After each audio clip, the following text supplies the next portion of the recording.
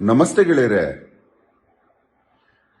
ಅಹೋರಾತ್ರ ತುಂಬಾ ಇಷ್ಟಪಡುವ ಯತಿ ಸನ್ಯಾಸಿ ಸಂತರಲ್ಲಿ ರಾಘವೇಂದ್ರ ಸ್ವಾಮಿಗಳು ಇದ್ದಾರೆ. ಮಂತ್ರಾಲಯದ ರಾಘವೇಂದ್ರ ಸ್ವಾಮಿಗಳು ಸನ್ಯಾಸವನ್ನ ಸ್ವೀಕರಿಸ್ತಾರೆ. ಸಂಸಾರಿಯಾಗಿದ್ರು. ಆದರೆ ಯಾವಾಗ ಒಬ್ಬ ವ್ಯಕ್ತಿ ಸನ್ಯಾಸ ನ್ಯಾಸ ಸನ್ಯಾಸ ಒಳ್ಳೆಯ ನ್ಯಾಸ ಶ್ರೇಷ್ಠವಾದ ನ್ಯಾಸವನ್ನು ಸ್ವೀಕರಿಸ್ತಾರೋ ಆವಾಗ ಆ ವ್ಯಕ್ತಿಗೆ ಕುಲ ಮತ ವರ್ಣ ಭೇದಗಳು ಇರುವುದಿಲ್ಲ. ಎಲ್ಲ ಜೀವರಾಶಿಗಳನ್ನ ಪ್ರತಿನಿಧಿಸ್ತಾರೆ ಅವರು.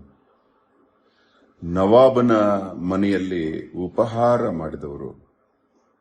ಅವರ ಜೀವನ ಚರಿತ್ರೆಯನ್ನು ನೋಡಿದ್ರೆ ನಿಮಗೆ ಗೊತ್ತಾಗತ್ತೆ, ಆ ಶಕ್ತಿಗೆ, ವ್ಯಕ್ತಿ ಅಲ್ಲ ಶಕ್ತಿಗೆ ಯಾವುದೇ ಕುಲಮತ ಭೇದಗಳಿರಲಿಲ್ಲ.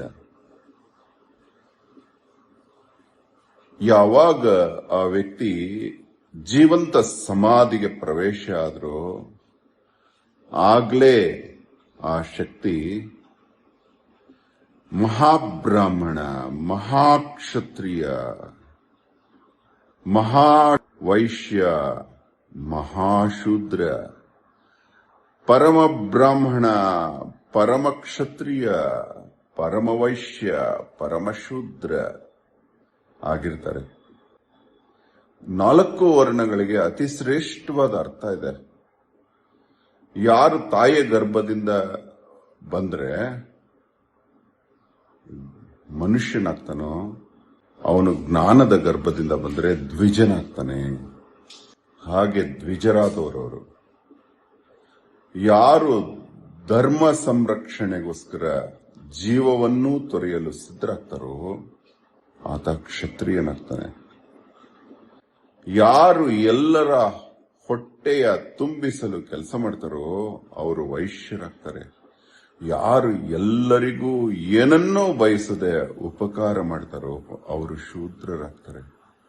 ಅಂದ್ರೆ ಈ 4 ವರ್ಣಗಳಲ್ಲಿ ಅತಿ ಶ್ರೇಷ್ಠ ವರ್ಣ ಶೂಯದ್ರವತಿ ಶೂದ್ರ ಅಂತ. ಅಂದ್ರೆ ಏನನ್ನೂ ಬಯಸದೆ ಪರೋಪಕಾರದಲ್ಲೇ ಜೀವನ ನಡೆಸುವವರು ಅಂತ.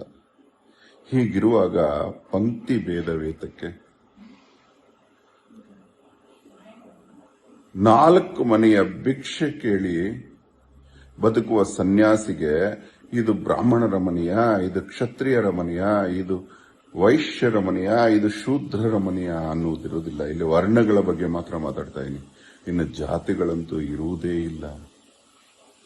ಜನ್ಮ ಇತಿ ಜಾತಿ ಅಂದ್ರೆ ವೃತ್ತಿಗನುಸಾರವಾಗಿ ವೃತ್ತಿ, ಹುಟ್ಟಿಗನುಸಾರವಾಗಿ ಜಾತಿ ಆಯಿತು. ಎಲ್ಲ ಒಳ್ಳೇದಕ್ಕೆ ಆಗಿರೋದ್ರೆ ಅದು ಕೆಟ್ಟ ಪರಿಣಾಮ ಬೀರ್ತಾ ಇದೆ. ಇವತ್ತೊಂದು ಫಾರ್ಮ್ ನೋಡಿದೆ, ಅದರಲ್ಲಿ ಮಂತ್ರಾಲಯದ ಮಠದಲ್ಲಿ ಬ್ರಾಹ್ಮಣರು ಕೆಲಸಕ್ಕೆ ಬೇಕಾಗಿದ್ದಾರೆ, ಊಟ ಬಡಿಸಲು ಅಂತ ಬರೆದಿತ್ತು. ಈ ವರ್ಣಭೇದ ರಾಯರ ಕಾಲದಲ್ಲಿ ಇರಲಿಲ್ಲ. ಯಾವ ಶಕ್ತಿ ಜೀವಂತ ಒಂದು 4x4 ಇರೋ ಕೋಣೆಗೆ ಭೂಗರ್ಭದಲ್ಲಿ ಹೋಗಿ ಕುತ್ಕೋತಾರೆ, ಮತ್ತೆ ಮರಳಿ ಬರಲಾಗದ ಲೋಕಕ್ಕೆ ಕುತ್ಕೋತಾರೆ ಅಂದ್ರೆ ಇಮ್ಯಾಜಿನ್ ಮಾಡಿ ಆ ಶಕ್ತಿ ಎಂತಹ ಸಾಧನೆ. ಅದ್ವೇಷ್ಟ ಸರ್ವಭೂತಾನ ಅಂದ್ರೆ ಎಲ್ಲ ಪ್ರಾಣಿ ಪಕ್ಷಿ ಗಿಡಮರ ಕೀಟ ಎಲ್ಲರ ಜೀವವನ್ನ ಅನುಭವಿಸಿದ ಮಾತ್ರ ಆ ಒಂದು ಸಿದ್ಧಿ ಸಾಧಿಸಬಲ್ಲ.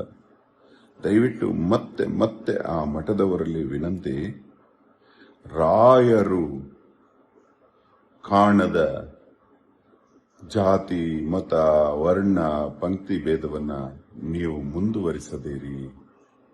ಇದರಿಂದ ಎಲ್ಲರೂ ಅನ್ಯಧರ್ಮೀಯರು ಪೂಜಿಸುವ ಬೃಂದಾವನಕ್ಕೆ ನೋವುಂಟಾಗುತ್ತೆ, ಜನರ ಮನಸ್ಸಿಗೆ ನೋವುಂಟಾಗುತ್ತೆ. ಇದು ಅಹೋರಾತ್ರನ ಕಳಕಳಿಯ ಮನವಿ.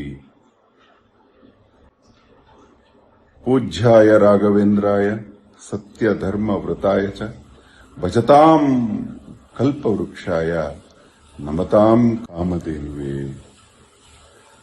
ಧನ್ಯವಾದ. ಅಹೋರಾತ್ರ.